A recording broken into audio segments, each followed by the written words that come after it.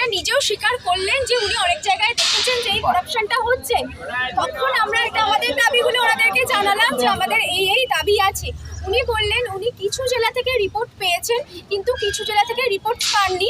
আমাদের কাছে যেসব এভিডেন্স আছে উনি ওনার পিএকে ডাকলেন, সেই পিএর নাম্বারটা দিয়ে আমাদের এভিডেন্সগুলো উনি নিলেন। আর বললেন যারা যারা দেখেছে কোন কোন ইনস্টিটিউশনে করাপশন হয়েছে তাদের ইনস্টিটিউশনের নেম সমেত একটা লিখিত জমা দিতে, আমাদের যে কোনো একদিন এসে এর মধ্যে জমা দিয়ে যেতে উনি বললেন। আর একটা আমরা এভিডেন্স দিয়ে গিয়েছিলাম একটা ছেলের ফটো, যিনি দেখে দেখে পরীক্ষা দিচ্ছেন, ওটা উনি আমাদের আমরা যে দাবি জানিয়েছিলাম ওই কাগজটার সাথে অ্যাটাচ করে উনি রিসিভ করেছেন।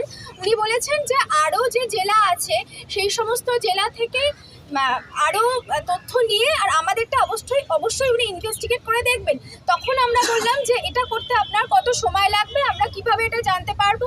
উনি বললেন যে ওয়েবসাইটের মাধ্যমে আমরা এটা জানতে পারবো, কিন্তু আমরা ওনাকে টাইম জিজ্ঞাসা করায় আমরা কোনো ইতিবাচক উত্তর পাইনি ওনার কাছ থেকে। তখন আমরা ওনাকে বললাম যে আমরা আপনাকে এই ইনভেস্টিগেশন করার জন্য 1 মাস টাইম দিলাম। নিশ্চয়ই যেখানে কলকাতায় একটা বিল্ডিংয়ে আগুন লাগলে সারা ওয়েস্ট বেঙ্গলে সবাই জানতে পারে, এত বড় একটা করাপশন, নিশ্চয়ই আপনারা 1 মাসের মধ্যে সমস্ত কিছু বুঝতে পারবেন।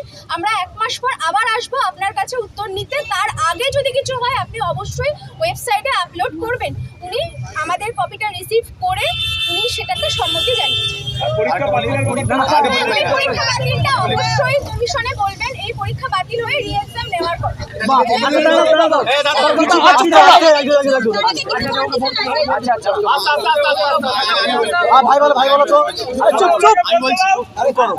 প্রথমত সব দাবিটা শুনলো, শোনার পর স্বীকারও করলো, এবং কিছু কিছু জেলা থেকে একদম লিখিত অভিযোগ এসছে কলকাতা নাকি অলরেডি 9 জন অ্যারেস্ট হয়ে গেছে এই দুর্নীতির সঙ্গে যুক্ত। আমি বলি যেহেতু ওরা বলছেন তার মানে এইটা পরিষ্কার হলো আমাদের কাছে যে হ্যাঁ দুর্নীতি হয়েছে, এটা সঠিক, এইটা ওরা স্বীকার করেছে।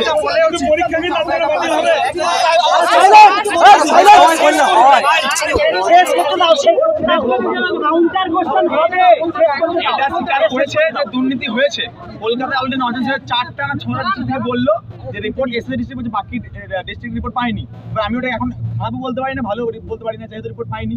হ্যাঁ সেটাও ঠিক, 4-5টা পেয়েছে। এইবার বললো যাই হোক যদিও দুর্নীতি হয় আমি এখনই ডাইরেক্ট কোনো ডিসিশন নিতে পারি না, কারণ এটা হচ্ছে পিএসসি কমিশন। আর উনি বলছেন আমি সেক্রেটারি, আমি কোনোদিন নিয়ে যেতে পারি না। তোমরা এভিডেন্স নিয়ে উইথ লিখিত উইথ নাম্বার এবং ব্যক্তির পরিচয়, নাম, অ্যাড্রেস সব কিছু নিয়ে সিগনেচার নিয়ে তার সাপেক্ষে 10 জনের সই মানে সাক্ষী, সেই সই করে আরেকটা লিখিত জমা দিতে হবে, তবেই সেটা চেয়ারম্যান সই করবেন এবং পরীক্ষা বাতিল ব্যাপারটা হ্যাঁ বলছেন। যদি এটা প্রমাণিত হয় আমরা অবশ্যই করব এবং এইটা দেওয়ার পর 1 মাস সময় নেব। না